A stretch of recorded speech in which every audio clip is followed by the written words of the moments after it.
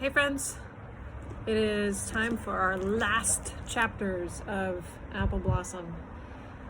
Just so happens it is also Feed Up Friday, and I want to show you that I have one student who's still listening. Can you see Elvis? Hello, Elvis. All right, he's ready for the last chapter too. So here we go. If you remember our last part, Appleblossom threw the top of the shampoo bottle that looked like a red ball just to get Columbo's attention, and we'll see if Columbo is now going for it. Chapter 39.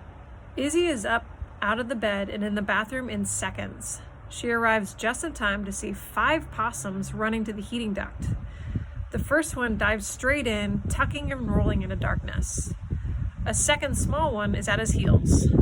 A larger possum follows with the biggest possum of the group flailing behind. Last but not least is Izzy's possum.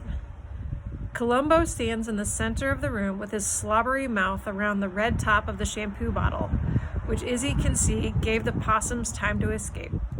He drops the cap and lunges at Izzy's possum, but she grabs him by the collar just in time and yanks back hard. The possum, who had been Izzy's friend, looks over her shoulder at Izzy and then dives into the heating duct. Izzy shouts, "No, come back!" Columbo wails his version of "No!" The only sound Izzy hears from the possum is a scurrying in the walls. She is still in tears, clinging to Columbo, when her parents rush into the room and pronounce the dog a hero. They seem to think that Columbo has protected them from possums who are seeking revenge for the death of their friend. Izzy chooses not to tell them that the possum they buried wasn't a possum at all, but a shampoo bottle. And from now on, Columbo will not sleep in the crate in the kitchen. Instead, the dog will sleep in Izzy's room. He will take up more than half the bed. I can relate. He will be allowed to have his red ball in the house. He is her protector now, or at least that's what Izzy's parents believe. And from this night onward, Izzy will have a pet. He'll be a real pal. Maybe sometimes he'll even let her put a hat on his head or slip a scarf around his hairy and large neck. She's got a pal. Chapter 40. The sun is only minutes away from rising when Appleblossom and her family emerge from the vent on the side of the house. Appleblossom hugs her brothers and her mother, and she's thrilled to meet her papa. They all tails snap and experience the general commotion that comes when a family is reunited. But then Mama Possum puts an end to it when she announces, the sun's going to come up. We've got to go our separate ways. Remember, everyone, keep away from the monsters. Tonight was an all-star cast, but tomorrow you could stand alone. Be prepared for both. Big Poss agrees, adding, "If music be the food of love, play on." Before Appleblossom and her brothers can mount an argument that they should all stay together, at least for one night, Mama Possum and Big Poss vanish into the shadows. The 3 young A-possums are now by themselves. Amlet yawns, but it looks like he's doing it to hide the fact that he's trying not to cry. Appleblossom turns away. She wants to give him some privacy.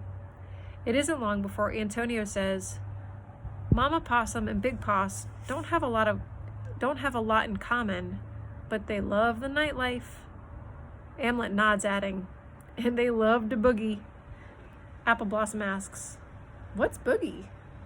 Antonio and Amlet both start to laugh. "You have to see it to believe it," says Antonio.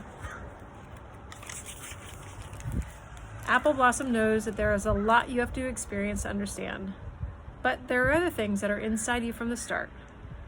One of them is how much her 2 brothers both mean to her. The 3 possums climb up onto a cinder block and take a moment to just be together. They join their tails and look out at the moon, but they don't speak another word that night. Instead, they find a hole in a brick wall along the back alley. They curl up next to another, wedging their bodies close.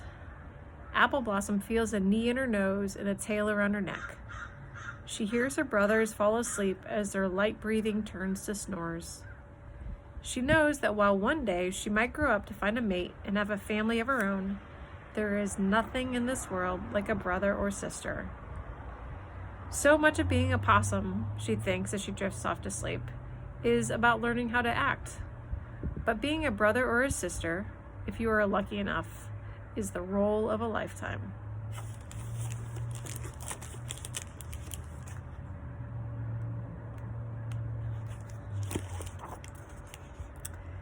And that is the end. So tonight, tell your brother or your sister, or your mom or your dad, or your cat or your dog, how much you love them. Give them a squeeze. And we'll choose another book for next week. Bye, friends.